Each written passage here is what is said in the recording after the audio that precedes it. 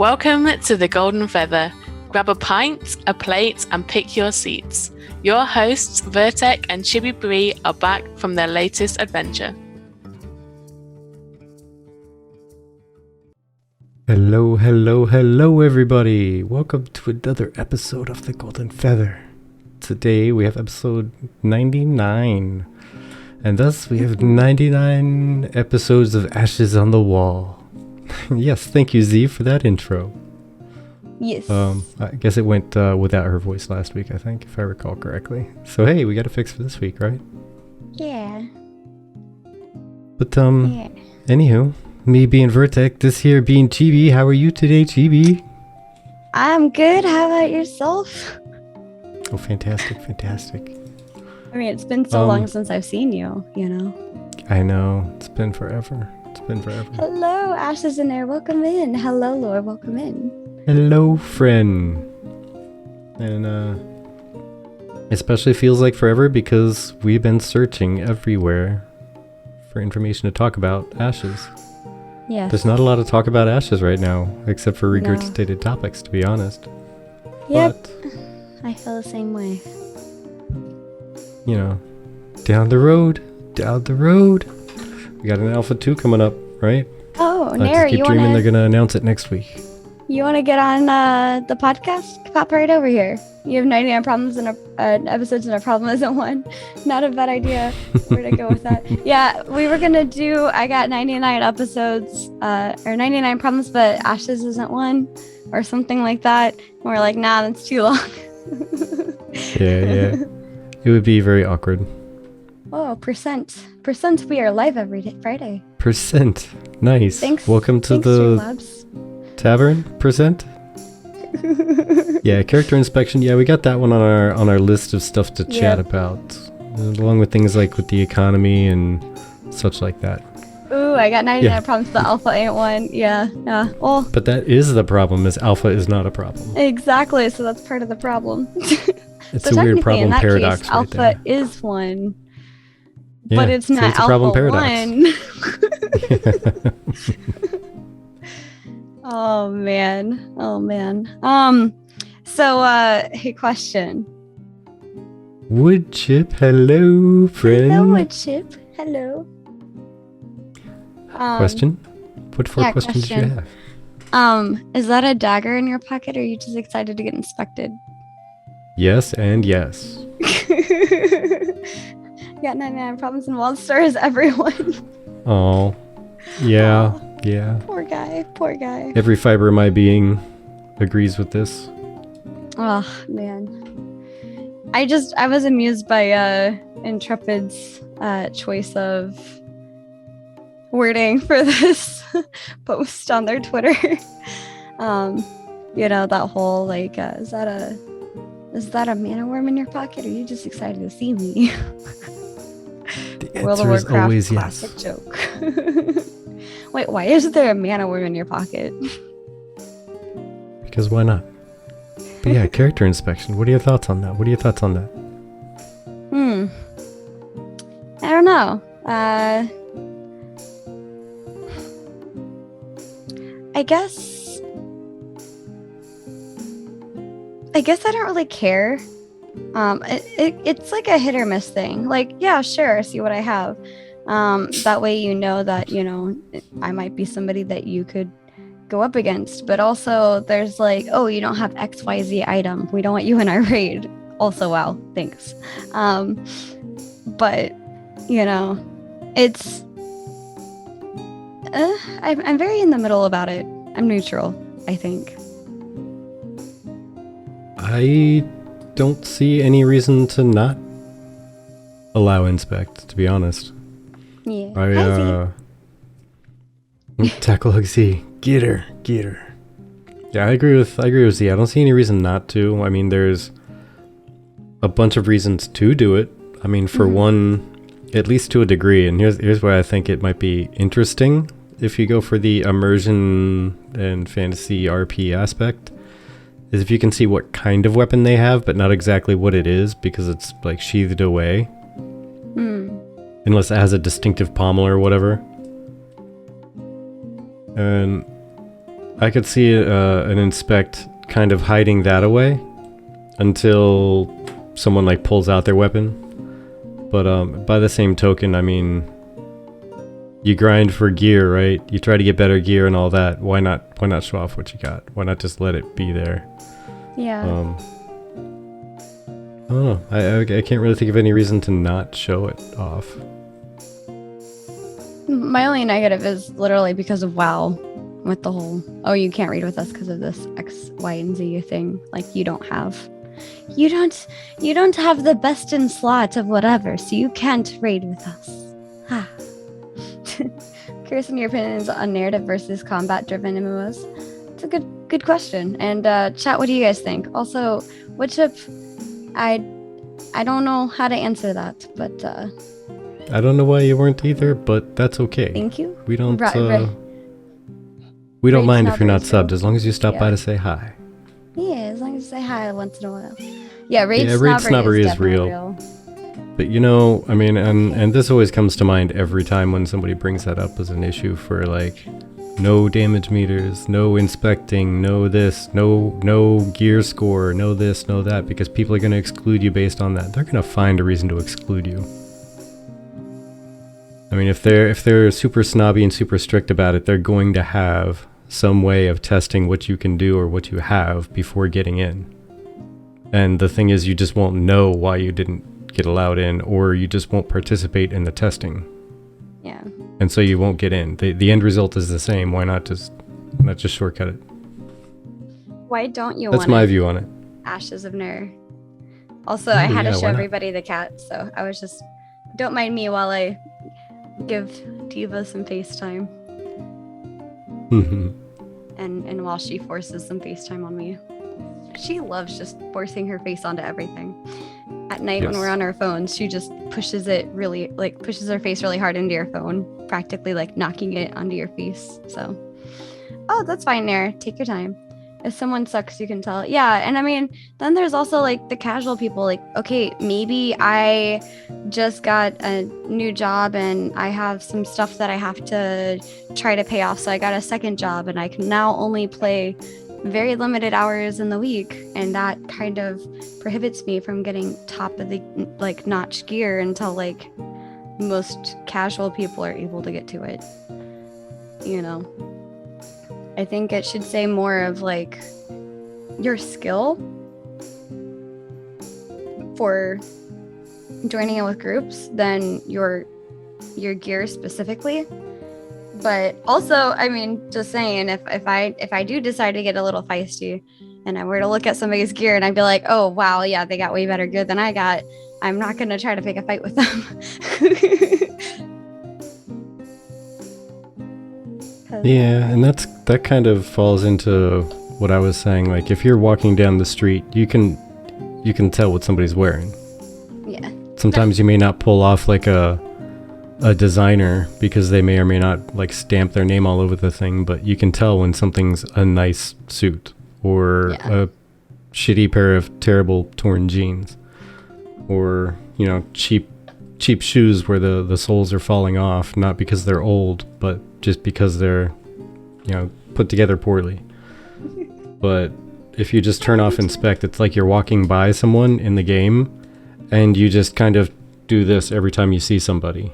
And all you do is like peek through at their face, and that's all you see. Yeah.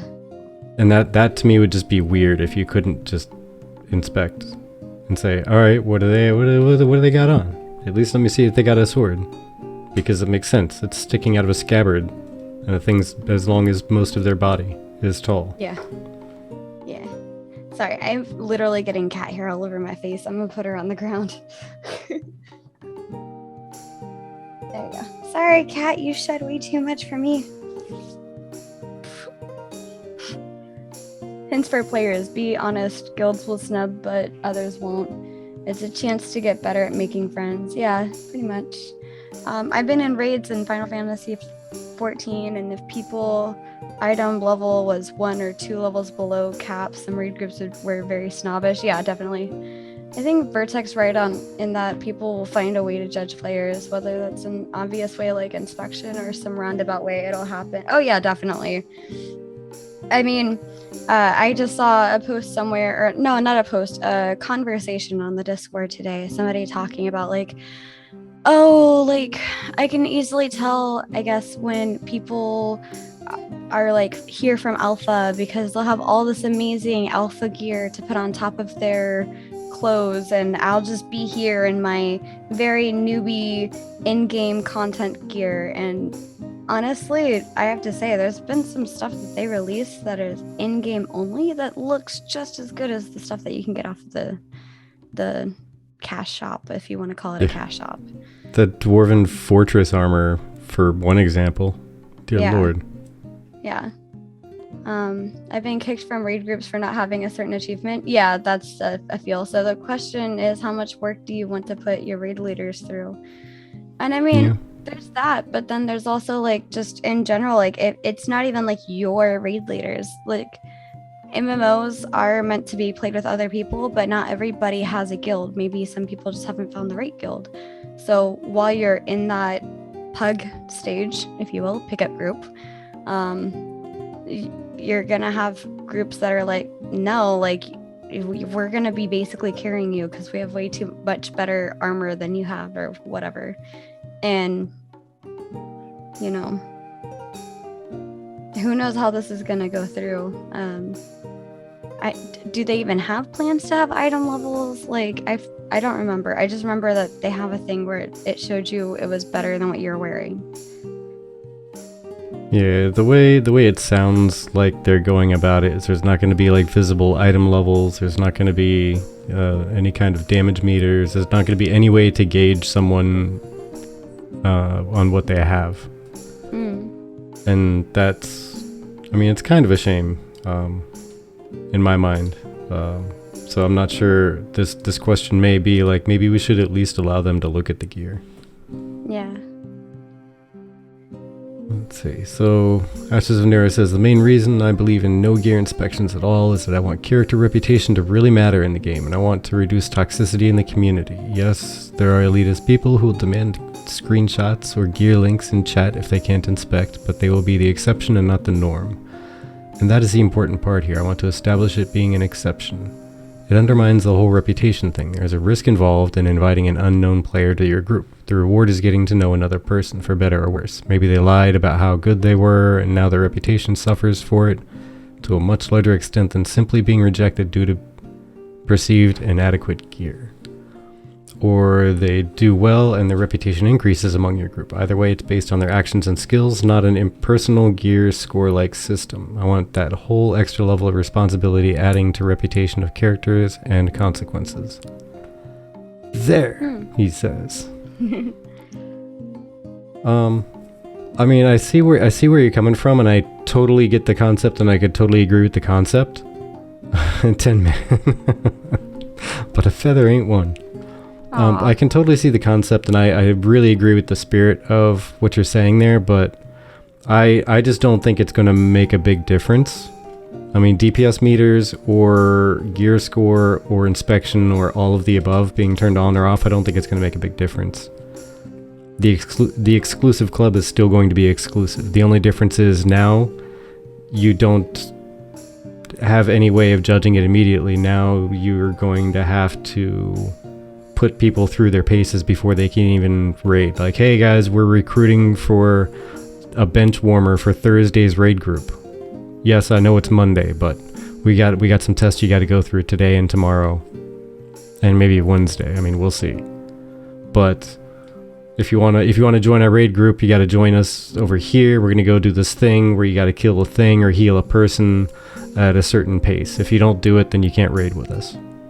Yeah, and I mean, I've seen that a lot on World of Warcraft, but I mean, kind of like a resume, you know, you can be better or worse than what your resume shows. So I feel like your score or whatever should only be a part of the big picture. But like, as Ashes and Nera said, like, you could be worse than you say you are. You could be better than you say you are. And yes, I want those extra the extra paces, steps or paces. Steps or paces. Yeah, see, the only problem for that is most people that don't want the gear score / DPS meters thing are on the casual end, at least in my experience that I've talked to anyway. They're more on the casual end, which means they might not have time to go through all those extra tests.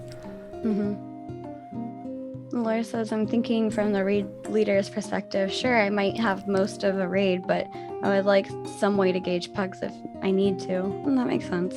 Yeah, because you also have to think about it from your, well, too bad for them then, that's true, but think about it from your raid standpoint. You can't really go on a raid with somebody until you can gauge what they have, gauge what they can do. So now you're holding up an entire raid because you need to find someone, and you don't just want to invite some random person who's going to cause you to wipe and lose a lot of money and time just wiping. So you either don't raid that night and you recruit through the next week, or you wait until next week when the steady, dependable person comes back because they were on vacation this week. So now you lose out on all that instead of being like, hey, can we pick up a pug? Does anybody have at least the gear score of like the person we lost? Actually, knock it down like 10%. Like, do we have anybody who's close to that gear level? Yeah. And then we can look from there, because maybe there's a damage mechanic, and you do need that level of gear to be able to survive something. And it's literally unsurvivable or unavoidable damage or something. You never know. But now your raid and every single person in your raid needs to go through those extra steps. Yeah.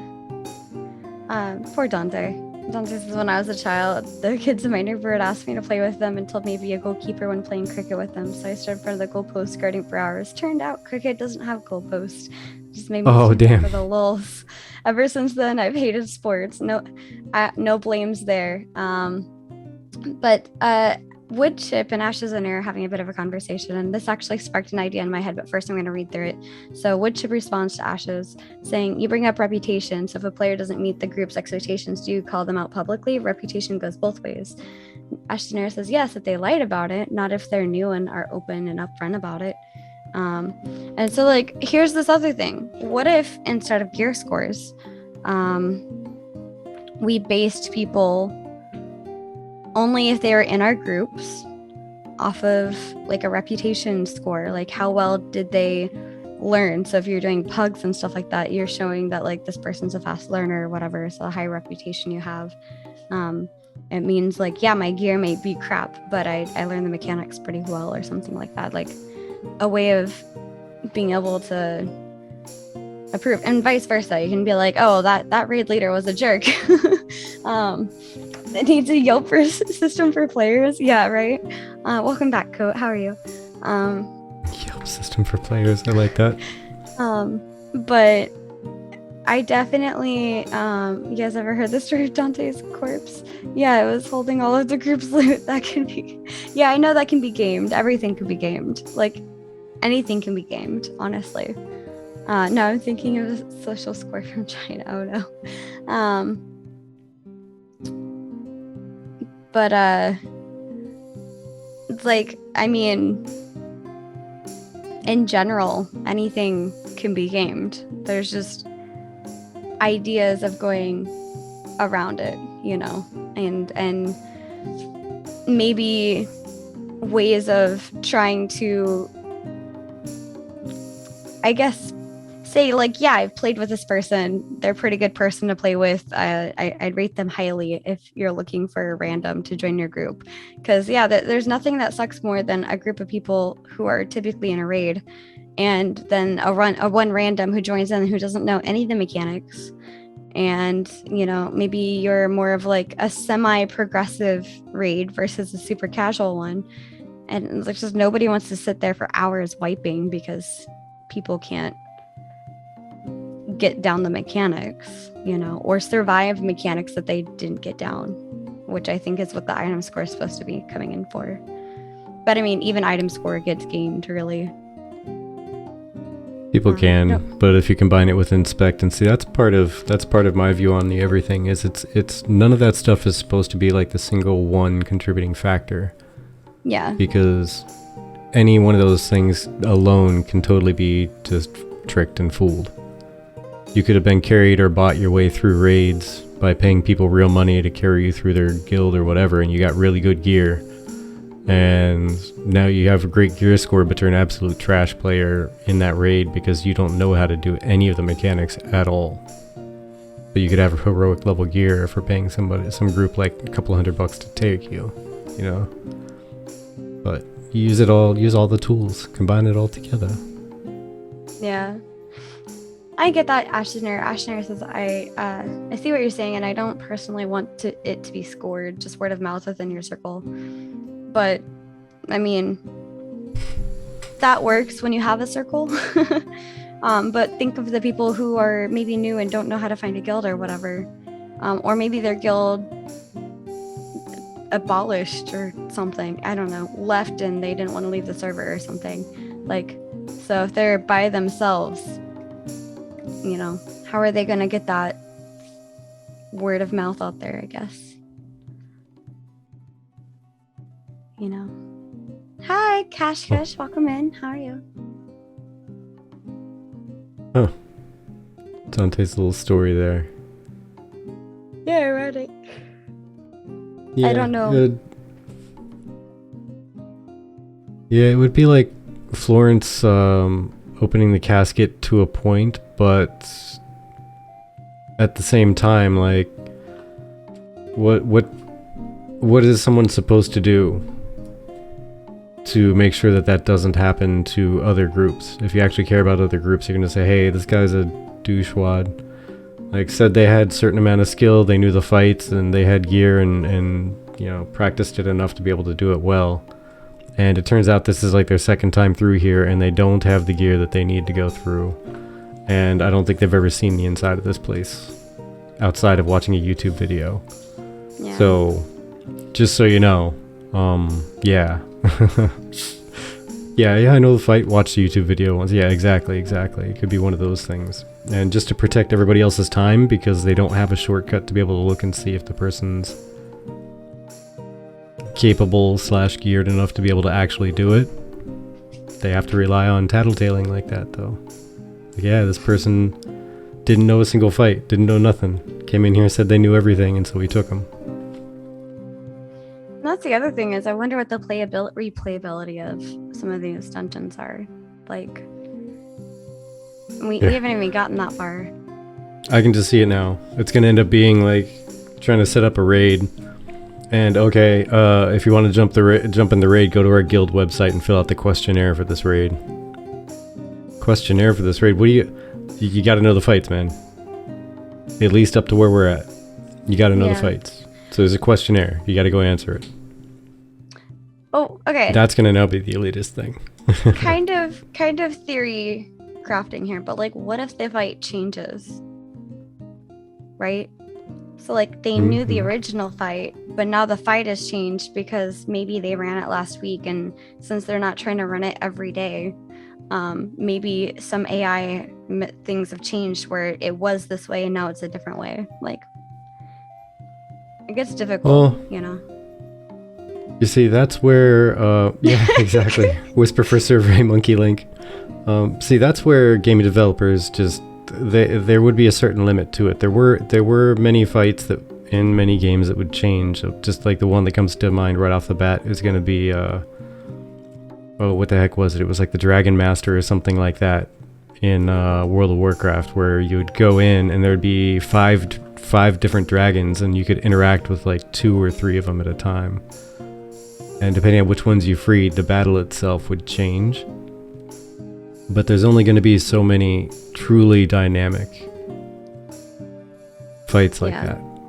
And the reason being is that it's going to take so much programming and time and testing to get one of those fights to work well, that they're only going to be able to do like maybe one every raid tier. Like, outside of that, there could be a little bit of dynamics to it, but probably not that much. Yeah. And I see your point, Ashesner. It's just more like, how would you implement that, really? Because just as easy as someone can be like, yeah, I raided with that person, another person be like, yeah, that person was total garbage. Like, word of mouth is hard. I think that's why it's easier to be like, okay, come fight this thing with me and let's see how well you fight it or whatever, you know. Some sort of like testing, I guess. It doesn't really help when it's not specific mechanics, but unless they have a totem with the boss on it, you know, that you can fight. The last epoch, they had a boss that has over 100 mechanics, but only uses 6 per encounter, and they select it at random each time. Yeah, that's kind of what I was imagining Phoenix Fire. Yeah, Cody that'd says, be... I make the guild supply for me, or for my help. Nice. Pug for hire. Yep. Professional pug. Oh, man. But, Oh, man. yeah, D2, I could totally get into fighting a boss like that as long as there's only a couple bosses like that. If every boss was like that, it would get a little tiresome. Yeah. Because that would artificially expand how long you really need to be able to make any progress in a raid. If every boss had 100 unique-ish mechanics, whew, you'd never be able to master the fight. Yeah. It just keeps you on your toes. Okay, yeah, that I could totally see. That's a very valid reason, and I think I would actually enjoy that. As long as it's only the one, and we just got to beat this guy once. Just beat this guy once. Come on, we can do this. Yeah. What the was that mechanic? Yeah, right. It changes every time, man. But yeah, if you guys want to give your input, I highly recommend you do, because it is very early in the game. So if you want to just, it doesn't even have to be about Ashes specifically. It could just be in general. This is what I think. Michaela says, I don't think there will ever be an end-all be-all solution that will be foolproof, sadly. Only thing I can think of is you can inspect someone and see what they have cleared, but even then you wouldn't know their performance. Yeah. And like, the thing I hate about item levels is all you have to do is wear one super high item level item, like say a legendary, and it artificially gives you a higher eye level. Yeah, I mean, there's 10,000 different ways to game a system. Even if someone just decides that they don't like being a healer anymore, they're not going to be a healer. But they happen to clear a bunch of raids in heroic as a healer, and they got super awesome paladin gear or whatever, and now they're like, yeah, I could totally be your tank. But they've never tanked a day in their life before. But they have all this extra gear because they cleared like heroics so many times. Good gear and even experience in the fight doesn't mean experience in that role, but they have the gear set up saying that they do. Yeah. So, Too many any board players. Yeah. Sorry. Yeah, any system can be gamed. It can. Yeah, that's what I was thinking. I don't think it'll be a problem. Take a random, and if they suck, kill them and take their stuff. Yeah, kill them. Yeah, there you go. Step on outside the raid with me. Let's go on out here real quick. All right, guys, get ready. Kick. I also don't like the whole looking for more for X Dungeon Link achievement. They've already cleared it. Hi, Keybind, welcome in. Yeah, because I mean, you could have easily been like carried through the dungeon, which is why you have achievement. But also, I don't think that's gonna be a thing within Ashes, because some of these things nobody has ever done it. Stuff. So the ultimate quite possible that solution. One server may not experience that raid for, who knows, maybe years after another server does. Yeah, I mean, it's infinite at this point. Yeah, who knows? There was an interesting conversation piece on every encounter not needing to end in PvP. And I don't know, it was a little interesting because they were talking about just in general how like they ran with some PvE focused players, and like they would do PvP only when it was like necessary to like protect themselves. But like having, I don't know what a VoIP is. Is it voice over IP? Basically, that's what I thought it was. Okay, yeah. that's essentially what I thought, but I was like, I don't know what the IP part would be. But it does like, you know, change things. But yeah, I mean, Ashes is literally gonna be like one of the few games nowadays that you don't have that looking for group button to just pop in and be like, cool, let's run real quick, you know. You actually have to go meet people and build yourself up a little bit, like Ashes was saying, reputation. But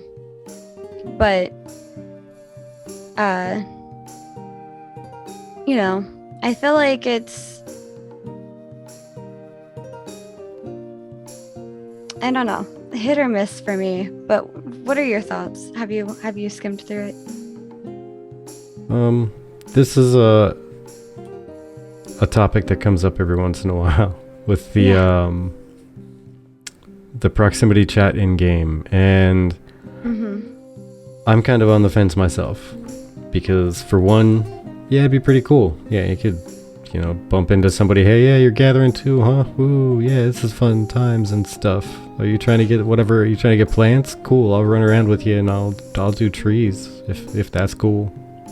Then we got two of us there in case someone jumps us. Yeah, that's awesome. Could totally dissuade tree guy from killing plant guy because invading the turf and whatever.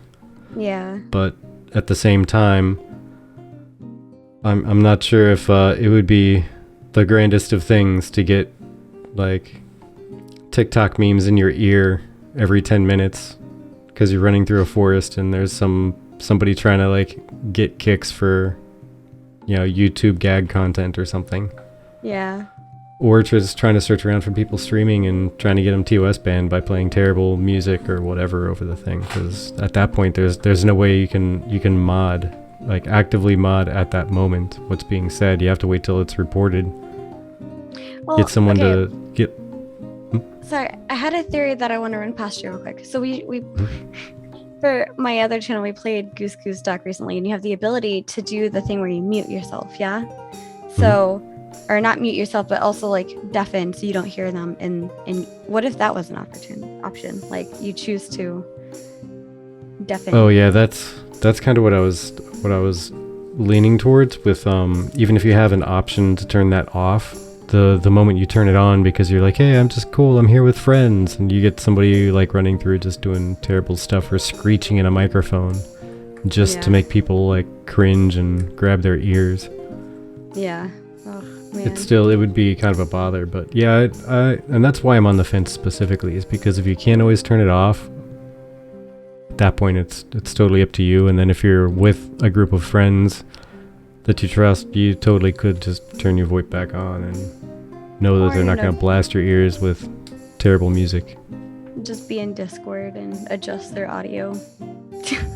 Yeah. I think it's a cool idea. I do. I enjoyed it in like the Among Us type of game. It was interesting to have, but I will say that it was just I don't know. I'm used to using Discord for this stuff now, and if I'm not using Discord, then I'm probably just playing music and listening to whatever while I'm probably farming. But yeah, I think it would be cool with like the hey, please don't kill me thing. I'm not here to encroach on your territory, just passing through and just trying to get this specific thing. Yeah. Exactly. With Guildies and Friends, we use the third-party voice chat. Yeah, see? Yeah, not gonna lie. I mean, if it were available and I could turn it on or off for every once in a while for shits and giggles, yeah, I'd turn it on just to see what's going on. And especially in something like a tavern setting, that'd be pretty cool. Right? Walk up into a tavern and just all these conversations going on, and they get louder the closer you are. So if you want to talk to a certain person, you literally have to walk up next to them because you can't hear them over the rest of the crowd unless you do. Yeah.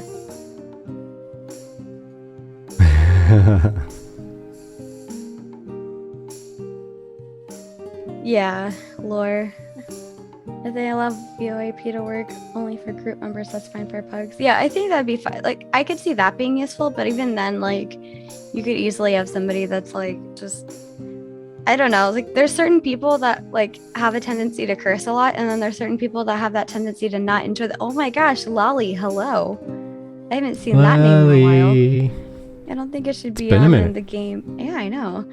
Just because it's not a good feature for streamers. Although I think it should be able to be turned off. Yeah, so that streamers or anyone else could turn it off. Yeah, I think if you put it in, definitely turn it off. Have the ability to turn it off. If you put it in, I can't turn it off.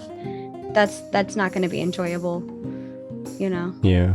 And again, that's why I'm on the fence as far as what I think about it and if I'm for or against it, but I don't really have a good reason to be against it if I can turn it off for myself. Yeah, sorry. Ashton says Yeah. people who chew loudly, eating chips and yelling for mom. All I imagine is just the back. Mom, turn it off. I'm trying to stream. Trying to read. Stop vacuuming. Oh my goodness. How are you, Lally? Hope you're doing well. I'm glad to see your name in chat again. Sorry for anybody's ears that I may have just hurt. Certain people who curse a lot. Wow, getting called out like that. No, I'm just saying, like, there's been people that, like, I've enjoyed chatting with them, but the second they get into fighting with somebody else, they're like cursing like a sailor, like crazy, you know? And some people, you know, like my grandmother, they just don't like that, you know? They prefer to stay away from as much cursing as possible, so. Oh, Lord Woodchip. We're watching porn on the second monitor. Yeah, I read that, and I left it in there. I had just, you know. That's still me. Oh, my Lord. My friend who watches TV pretty loudly when it comes through his mic all the time when he talks. I want to smack him. Yeah, like, honestly, I watch TV because we use Netflix, you know. Just watch TV through the monitor. I'm good. I'm glad y'all still going strong. Yeah, 99 episodes. And next week we have Demon Queen Vivi, who's another VTuber. So yeah. VTuber. All the mic etiquette problems. Yeah, right. I mean, I like off topic slightly, but I found out like one of my current bosses have a problem with somebody like chewing. If they can hear chewing noises, it bothers them. So just like imagine somebody like that at home trying to play video games and there's just like chewing noises. Like I can't get away from it. If I can't move anywhere unless it's like literally by a certain area, like just run off in a direction to get away from it. But like, yeah. But yeah, I mean, I think it's interesting. I think that could also possibly cause create cause for Homicide? PvP, because somebody didn't like something that you had to say, so now they're gonna like fight you. I mean, that's also a valid point too. Like the voice comms in proximity could be a case for avoiding PvP as well as instigating it. Yeah. Imagine being a stealth assassin and you left your VoIP on and your dog starts barking. Yo, I think that rogue over there is barking at me. That's fantastic. That's fantastic. I love it. Oh man. It's gonna be all the 13-year-olds in COD again. Yeah, pretty much. Oh, cringe. Ooh. Cringe. Wow. Is there anything from this list that you want to bring up? I just felt like I brought up like the last two, so. Yeah, I was curious. Like, how many of you folks are all about economy stuff? Like, either gathering, crafting, or just playing the market in general? Because, we've been seeing some stuff lately about, people talking about, New World economy going to garbage already. And I mean, I'm not really laughing because of the game failing, because it's not really failing, and not really laughing at their economy going. I kind of am, but it's more because it was avoidable, and just the way they decided to go about it is just really awkward. Like, I guess, because I haven't really played New World yet, but I've been hearing a lot about it, so I kind of perk the ears up and listen once in a while. Mm-hmm.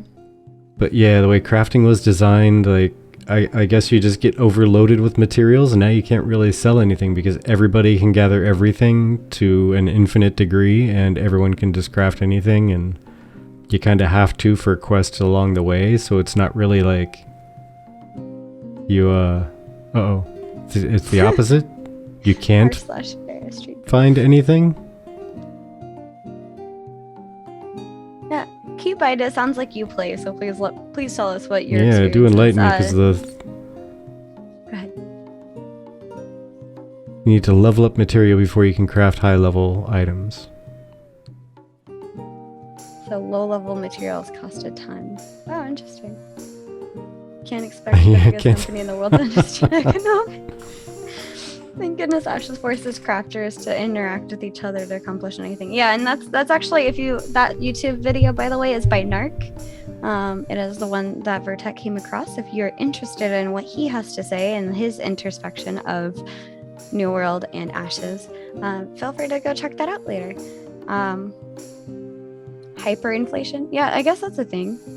Yeah, so the low-level materials are costing a ton instead of the high-level materials, but apparently some of the crafting is built into the leveling up, so you're kind of expected to go and collect up a bunch of certain materials before you even ever have a need for them. Yeah, like the star or something that Narc was talking about. Copy-paste game with shit combat. Oh. Yeah, I honestly haven't really. I hope they heavily lean on EVE Online experiences for the economy. I haven't really played EVE Online. I think I tried Elion Online. No, I mean definitely tried Elion, but it was another one, an older one I can't think of. I have no idea how Ashes is going to be able to test their economy system. It's kind of complex and varied. Yeah, I mean this is gonna be interesting for sure.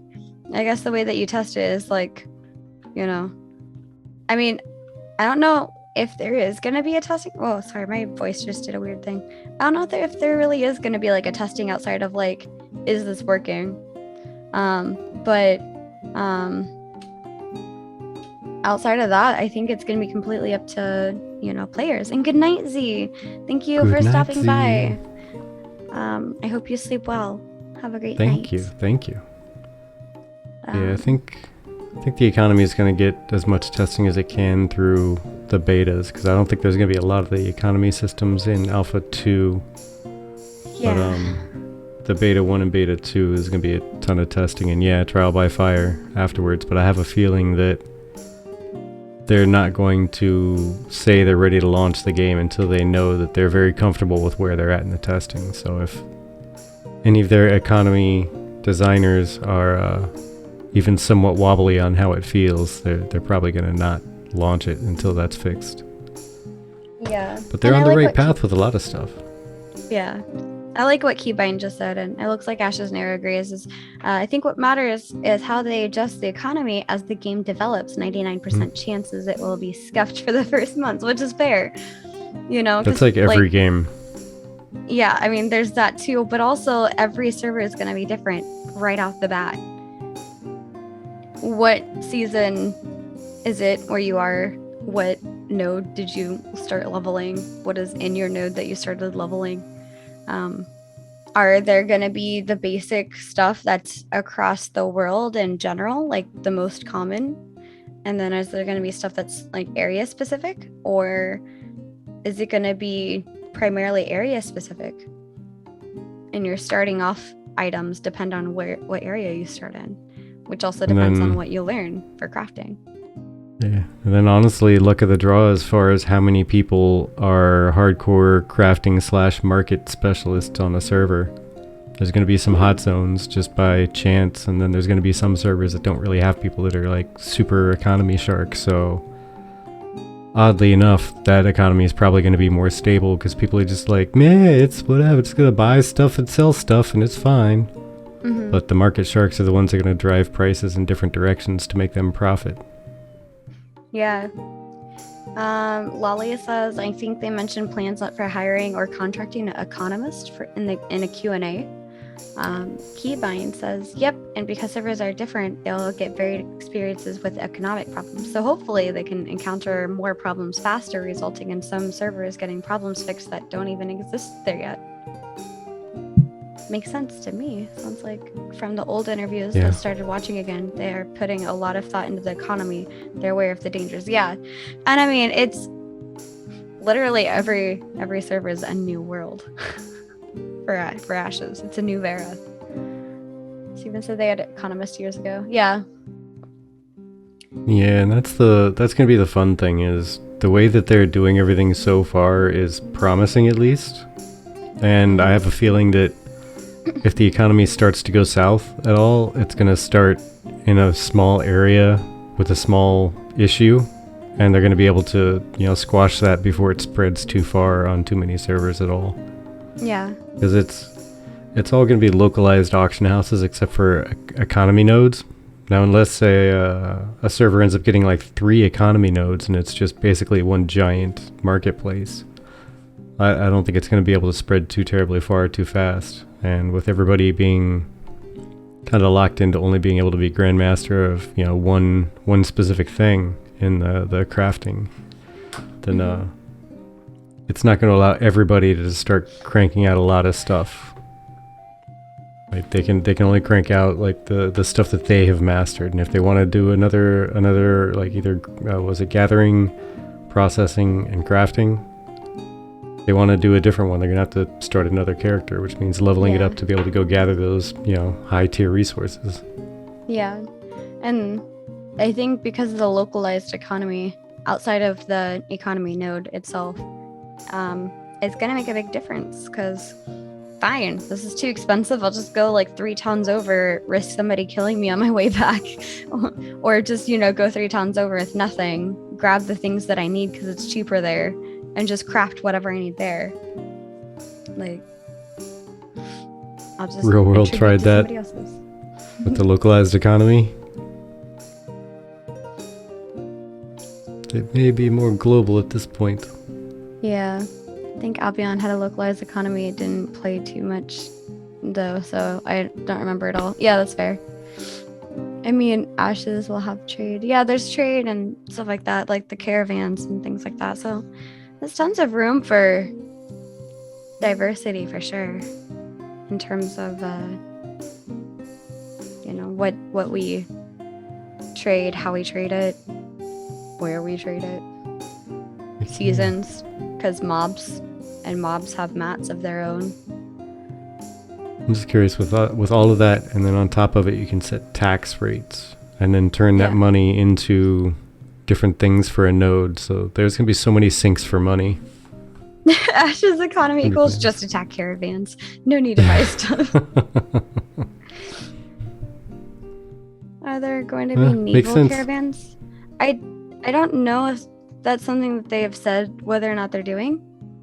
No need to buy stuff. Yeah. Yeah, I think there was one Q&A or one time he was talking about how the caravan would go down to the shore, and then it would take like a minute or 2 for it to transform into the water one. Yeah, transform into a water caravan, and then you can tootle along in the water, get to the other side of the water, and then turn it back into a land caravan. I'd like to see professional courier services in Ashes. I mean, yeah, that'd be kind of cool. What's your side hustle? I collect letters and I deliver them. I pick things up and I put them down. So what do you think about the current $15 a month subscription cost for the model? Granted, there's no box cost, so that's really nice. But how would you feel if, let's say, by the time Ashes launches, because inflation and stuff like that, it went up to like $20? Like, at what price point do you feel like it's not worth the money that you're putting in?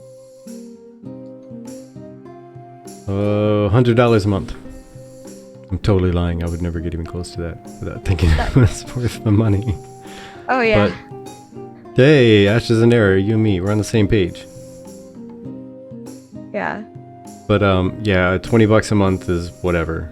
Yeah, as long as they keep putting out good content, like Keybind says, and we can tell that it's not just they're adding money because they want to add more money to build a bigger money bucket. If they're actually doing it because of content reasons or because of regulatory reasons, they have more things they have to pay for or whatever, like that's cool by me. $20. Yeah. But beyond that, I mean, I would have to think about it in the moment. So, the average cost of one movie ticket is about $12, and this is just average, so higher, lower. But that doesn't even factor in popcorn, snacks, food, etc. By the point you get all of that, I believe you get closer to like $25. So I'd like another $10 on top of that for snacks and drinks and stuff like that. Honestly, even if Ashes was like $25 a month, let's say, I'd be fine because I'm spending roughly that to see a movie one time, but I'm able to play this game unlimited amounts of times for the entire month, which is less than $1 a day, pretty much.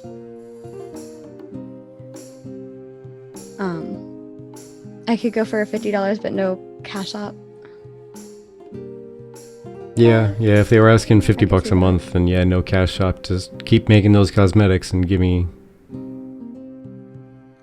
to me. Yeah. Well, I mean, it depends on how much the cosmetics are. But yeah. Like, if you could choose each month, like, one item or maybe two at most. The rest were, like, obtainable through quest or something. Like, your monthly quest for this cosmetic. Oh, there you go. Instead of daily quest, how about a monthly quest that are kind of difficult? It's a very long chain. Takes you most of the month to complete it, but you can if you put in all that hard work. You need to earn all of it. No monthly. Oh, no sorry. monthly items. None. Yeah. Actually, you're right. I don't care how much the sub costs. Just kidding. I do want other people to play the game.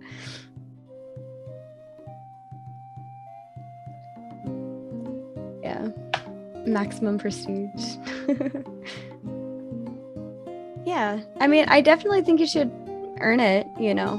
But I was just saying, like, instead of paying for it, if you're spending $50, they could incorporate some sort of quest chain that you can do for the month to get it. I don't know. It was just a thought. No, I get what you're saying, and I actually like the idea of that. But honestly, I kind of like the lower cost and keep having the cosmetic shop. That way, I can just buy one if I feel like it. But yeah, I agree on that too. But I like Ash's $100 is fine, and too if they come clean my house once in a while, so I can focus on the game. Ash Creation comes out, Genshin Impacts is in the corner. Yes, well, you know what, Michaela? Genshin was never meant to be my go-to game. It's just the filler game because honestly, it's a for now. Yeah, I mean, I would like to get back into Final Fantasy XIV. I kind of miss it, but at the moment, the way my life stands, no. At least I can play Genshin for free without spending money, so. Please no using in-game currency for monthly subs. Oh, okay. I think I know what you're talking about, like with WoW, where you can pay to do a coin thing or whatever, and then you could also buy the coin using in-game.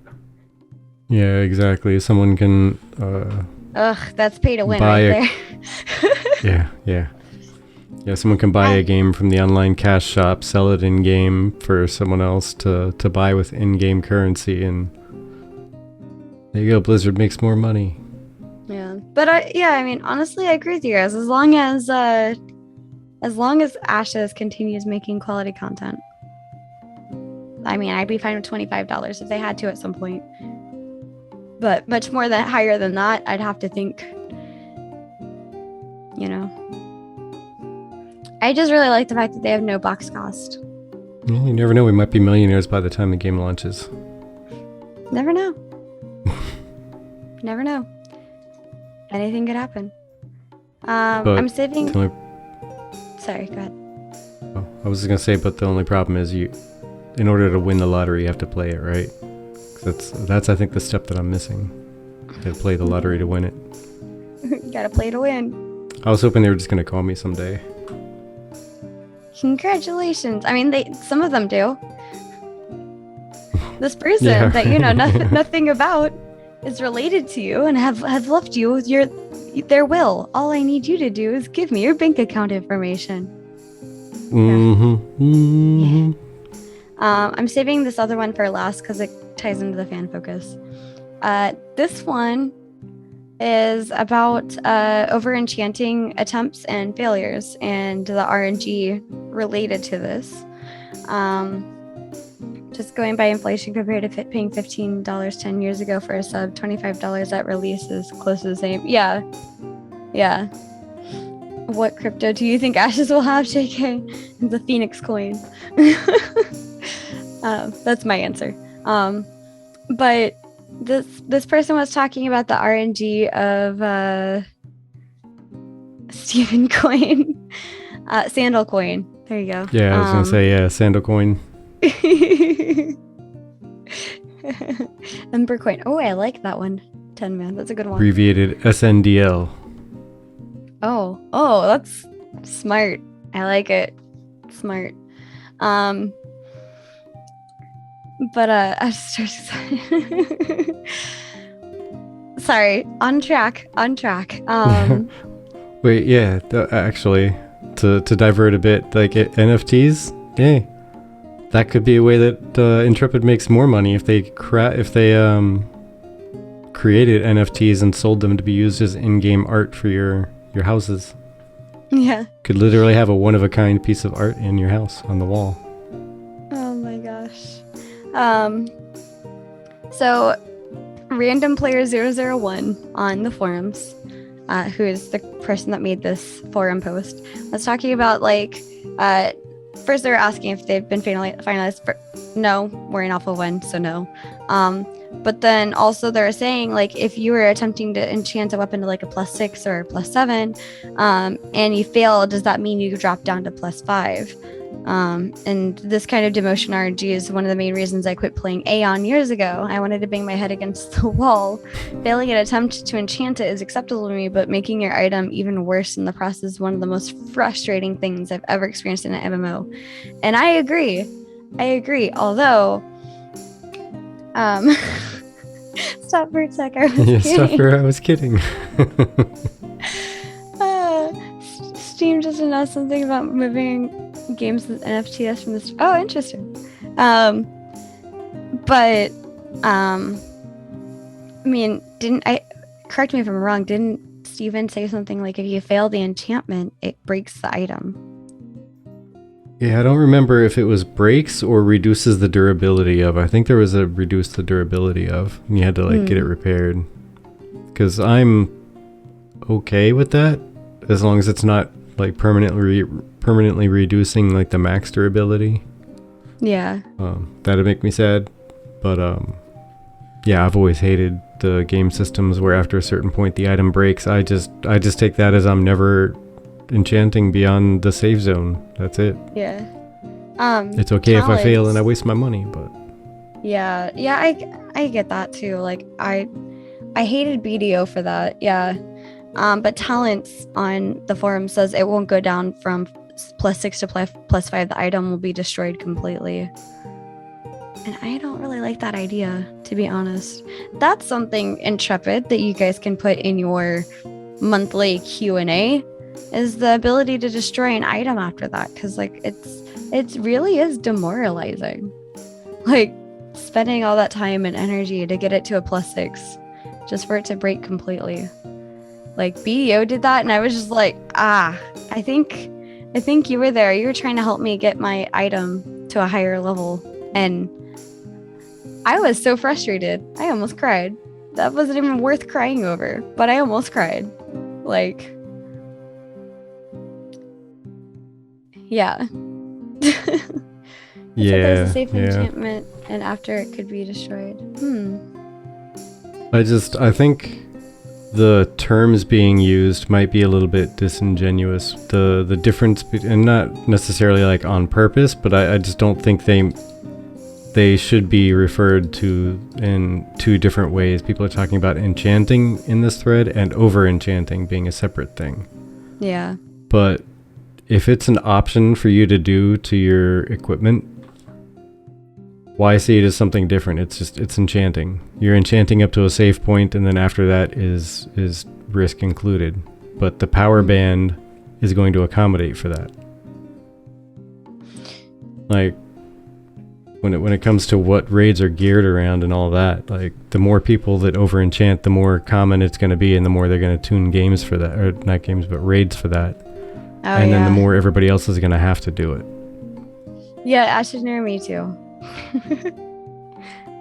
Yeah, I can see that. I mean, it goes back to item level, right? Like, we only take people +7 item level or +7 enchantment on their sword, and yours is a +3. I don't know. Up to try was fine. Yeah. Honestly, like, I don't know. I'm not used to an over enchantment thing. I'm used to just an enchantment, like with WoW. So it was like an enchantment you can apply to it. But I don't think you'd enchant it more than once. And so, or was it enhancing? But I don't know.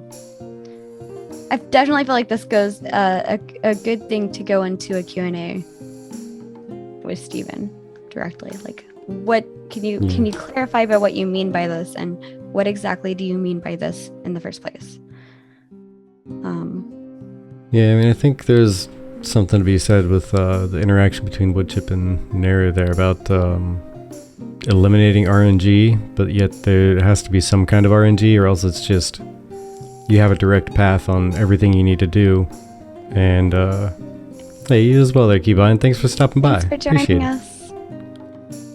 Yeah, there has to be some kind of RNG, or else it's just you have a roadmap and you follow that roadmap and you'll be the most powerful ever. Mwahaha. But if there's at least some RNG, then it gives you a reason to keep trying to do something. I just hope the RNG isn't too wild and crazy. I don't want too much RNG for stuff. Just enough to keep the flavor in there and to kind of mix it up a little bit. And if the RNG destroys my stuff, oh lord, it should be a totally separate mechanic that's separate from, like, enchanting shouldn't, in my perfect view, in the systems I've played, like, enchanting shouldn't destroy your weapon. There should be a max cap to your enchanting, and then that stops. And then there should be a totally separate system, like, I don't know, built into religion, where you can go and, like, speak to your god and see if you can persuade them to, you know, increase the power of your weapon. And it's called something else, but it's at least a like completely separate identifiable system. Yeah. That whole system from beginning to end has a chance of destroying your item. Yeah. Well, but at least you know, like, when you left, but we're talking about an enhancement and enchanting and the risks. So, sorry, go ahead.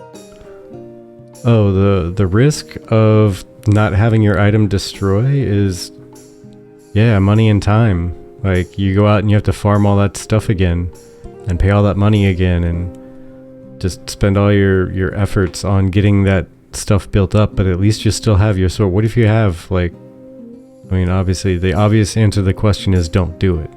But what if you do try to risk your only, like, big bad weapon, and it was on the first tier that has a risk to it, and you're like, it's only like 10%, and then your thing's gone. Yeah, like you had a 10% of it to fail, and it happened to be in that 10%. Yeah. Dante says, I think... Oh, sorry, go ahead. Oh, no, go ahead. Dante says, to be honest, I think over-enchanting sort of makes sense. Let's say you're capable of getting a second strongest gear on a specific slot, but not the strongest for some reason or another. You can get multiple amounts of the second strongest items and try to over-enchant it to try and make it strongest, as the strongest gear for that slot. So you get 2 of the second strongest for that slot and try to over-enchant 1. So even if you fail, you have another one. Yeah. Is that really a risk? Yeah, it's still a risk, because look at it this way. What do you do if you break the weapon that you've been using as your main weapon? You go get that weapon again. So you get a lesser weapon and you go back through wherever you got it and you keep fighting whatever until you get that drop again, or you go buy another one off the market house. You risk the same thing. Right? Or you have time to go and make money. it if it was a crafted one. Yeah, it's time and money, unless it's a unique legendary weapon. Yeah, I mean, that's... Whew. Yeah. Whew. If I broke that, I would probably table flip and walk away from the game. Yeah, you see, I'm the one. I would never put that at risk of being broken by an enchantment. No, I'll take it all the way safely, and then I'm done walking away. Yeah. That's it. Yeah. Yeah. But yeah. Either way, you're losing. Go ahead. I was just gonna tell Dante that you made a good point about like the over enchantment systems, putting a false reality on items at that point, and creates a new baseline for items. Yeah, because everyone's going to look at, you can enchant up to 15. Why stop at 10? Oh, you only have a level 10 enchantment. Yeah, I don't want to destroy my gear. Come on, it's only 5 more levels. Jeez. All my gear is plus 15. Why aren't you doing that? But Dante. if it's just a whole separate thing, then, I'll enchant, but I won't get the goddess blessing or whatever, because that's just insane. No, I have a 20% chance of losing my weapon.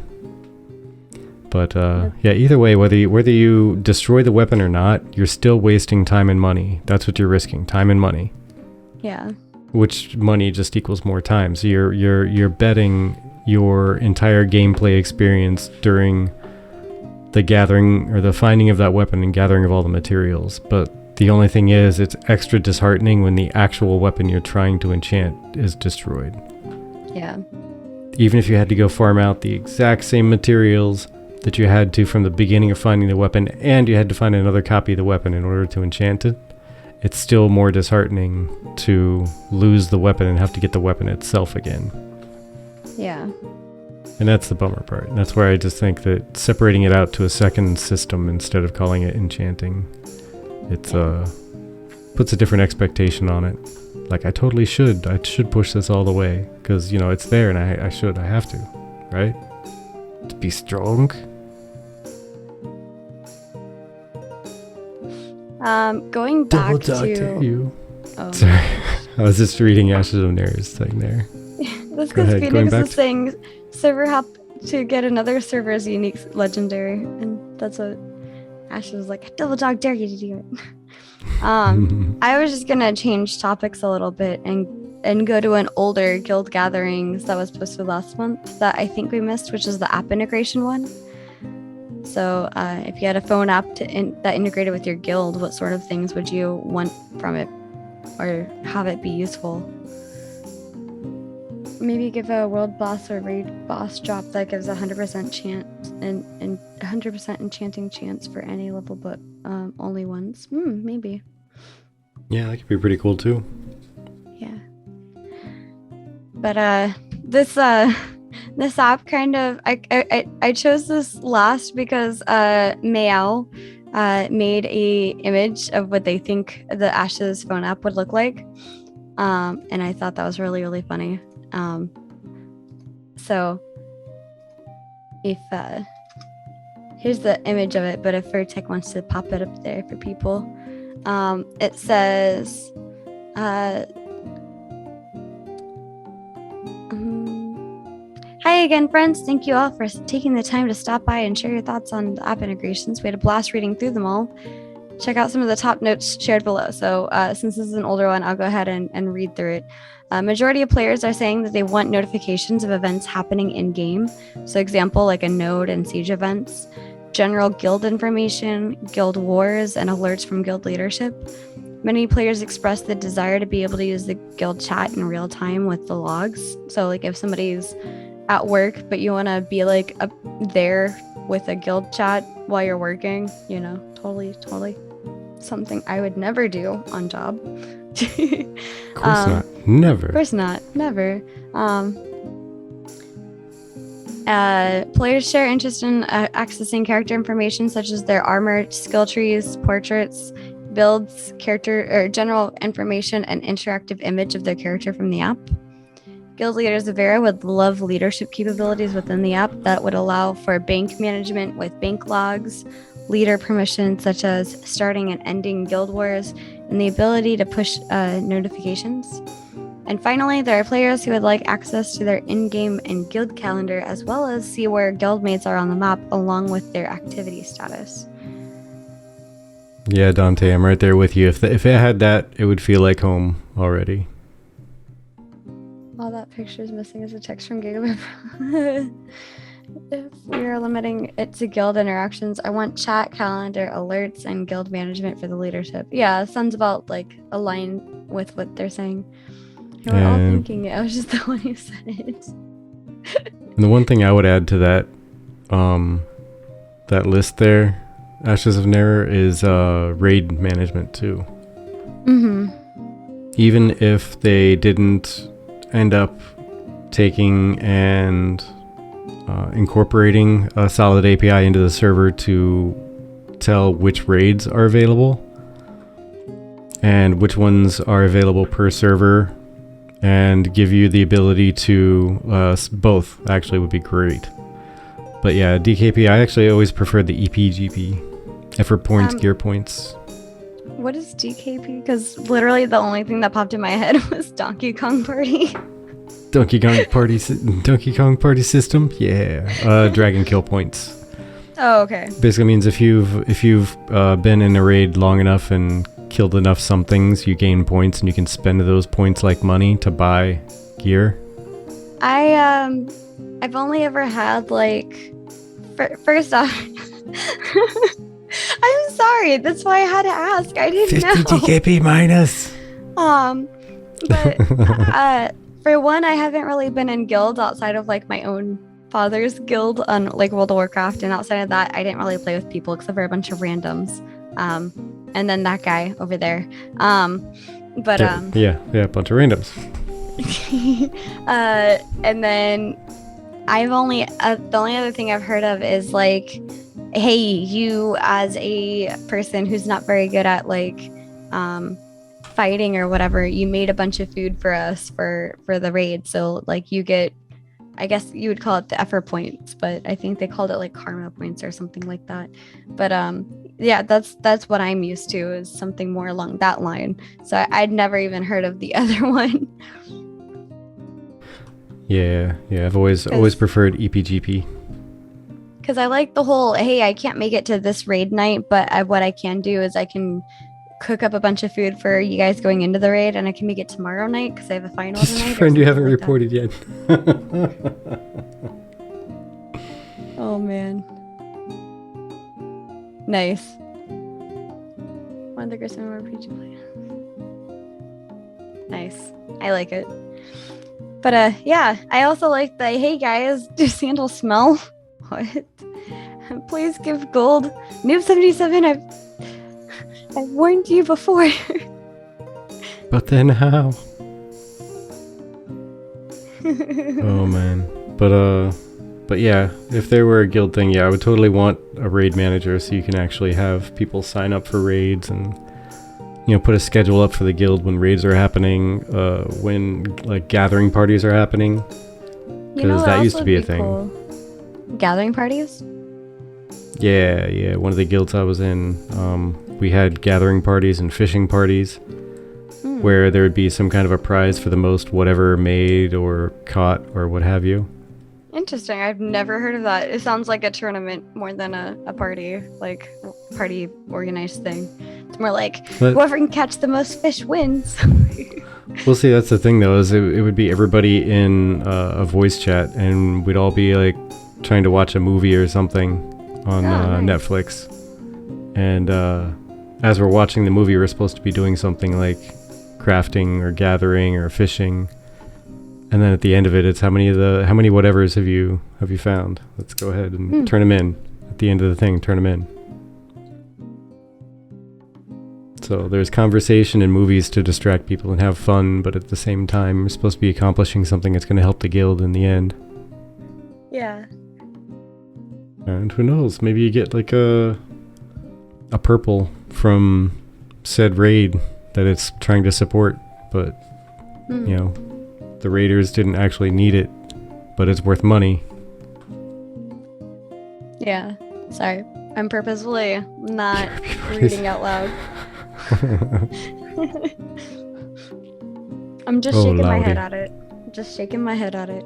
So is wood chip. I think that's pretty much all I have for covering today. Yeah. I mean, so there weren't. Sorry, I was just gonna say, despite there being not a whole lot, we always seem to cover at least an hour's worth of content. So Yeah. I mean, we can always talk about something for a while. It's just makes a sad face when there's not much like exciting content out there. Like, hey, there's something new or interesting, or someone said this or put that out there, and when there's no exciting stuff from Intrepid themselves, it makes a sad face. But that being said, Yeah. I mean, yeah, can always talk about anything. yeah, that's fair. We have intellectual peoples here. Well, And and Dante. then we also bring up. Oh, hi. We also bring up, like unique viewpoints, like tonight with the whole $15 or higher for the very intellectual. Right.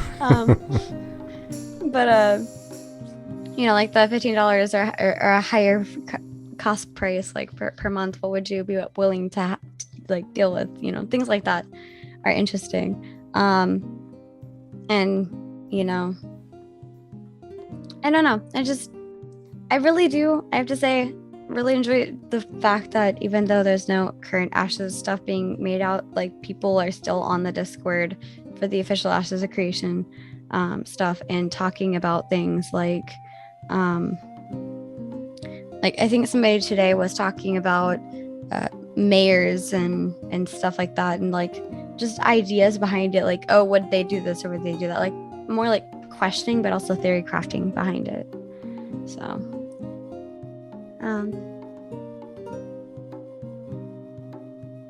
books are to insurance. tie I'm into not everything. lying, they're just Yeah, the here. mayor They system were. could totally run the economy stuff we were talking about in a complete different direction.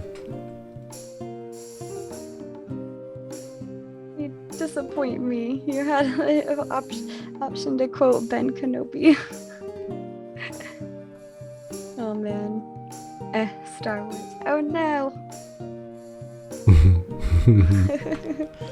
Of course I know him. He's me. That's funny. I love it. But yeah, thank you guys again for joining us. I know today was a bit more chill. There's just the two of us. But things have been getting hectic. I guess I'll relate on a personal note. My contract was not chosen for renewal. In fact, they're choosing to offshore my position, so I've been job hunting. It's going. It's stressful, but going. And then like my car just died last Sunday for no reason. So it's at the shop waiting to be told what's oh my gosh. what's going on with it. So we have no idea quite yet. But yeah, been a little preoccupied and didn't have the easiest time finding a guest for tonight. But we do have one for next week.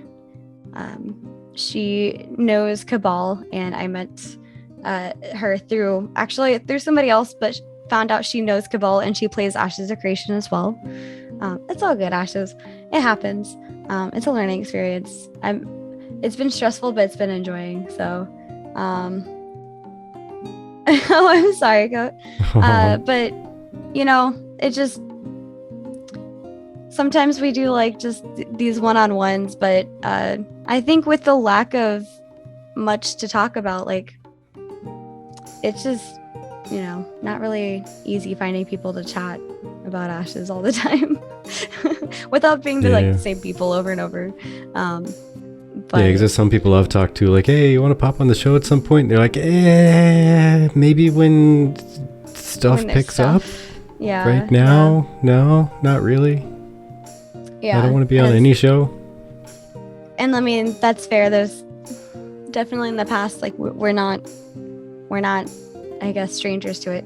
But like, people have paused their I'm scared. production. Quick, end it before Dante finishes. You're the one that's in charge of the stream, not me. I forgot. Don't. No, Ashes, sorry. I would have turned you down for tonight also. That's all good. Oh my god, pizza baking with Z. First, we'd have to get Z here. Second, we'd have to keep Z here. You have to chain her to the stove. We're making this pizza before you can leave. I was meeting in the Zoom call. I mean, we can't chain her to a stove to definitely make pizza over Zoom. I know, but that's what I was meaning. Like, we have to get her into the Zoom, and then we have to keep her in the Zoom somehow. But yeah, unfortunately, we don't have Intrepid for our 100th one. But you know,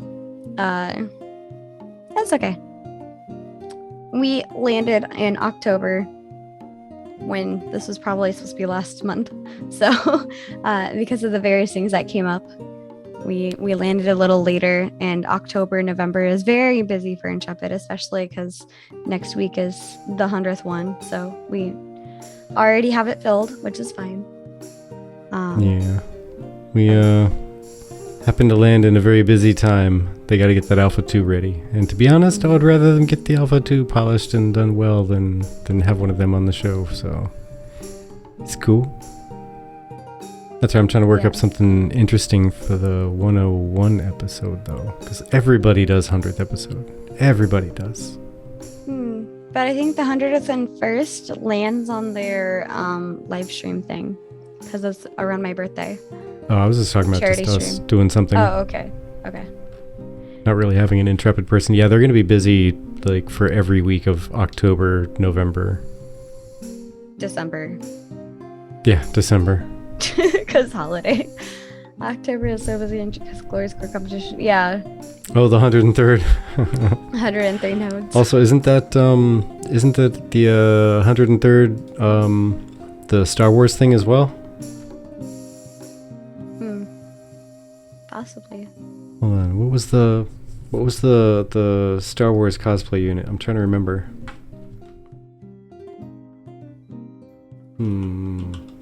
Yeah, Lily. We had reached out to them, but it's okay. It's a busy time. It's all good. My birthday is on the 26th. I tried to get Jalon to sing Happy Birthday for me last year. He took exception to that. It's the 501st, not I thought 103rd for some reason. But yeah, 103 would be pretty neat too.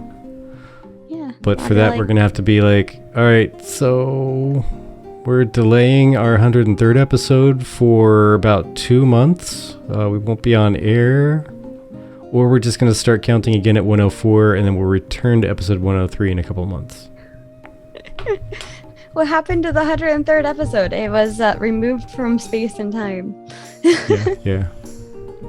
But the time stream had other plans. Yes. Different plans.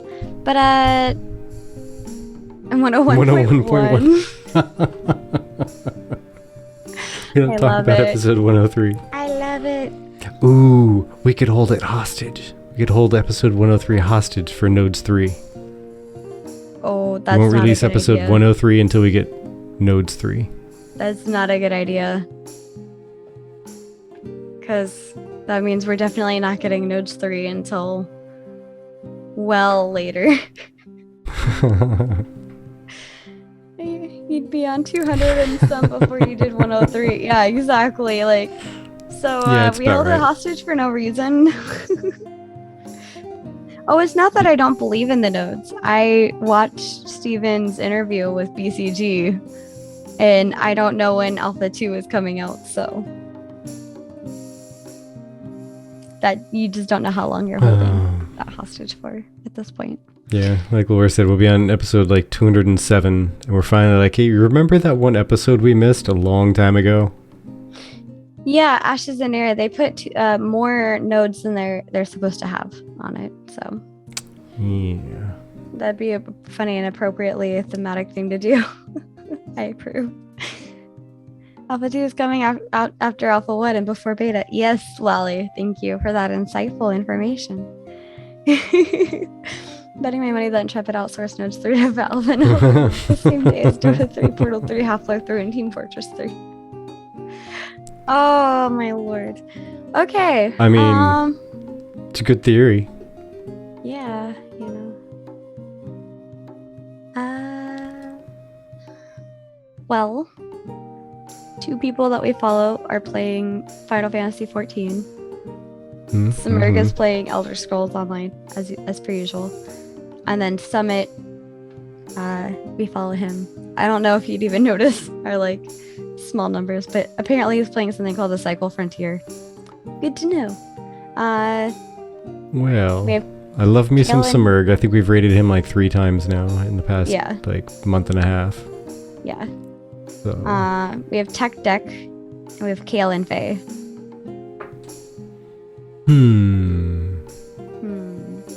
Let's see. Girlfriend reviews are up. Let's do Tech Deck. Tech Deck. Tech Deck. Trade. Ooh, 9 seconds. So, alright, okay, we're rating really fast. We'll see you over there, guys. Okay, bye. Okay, bye.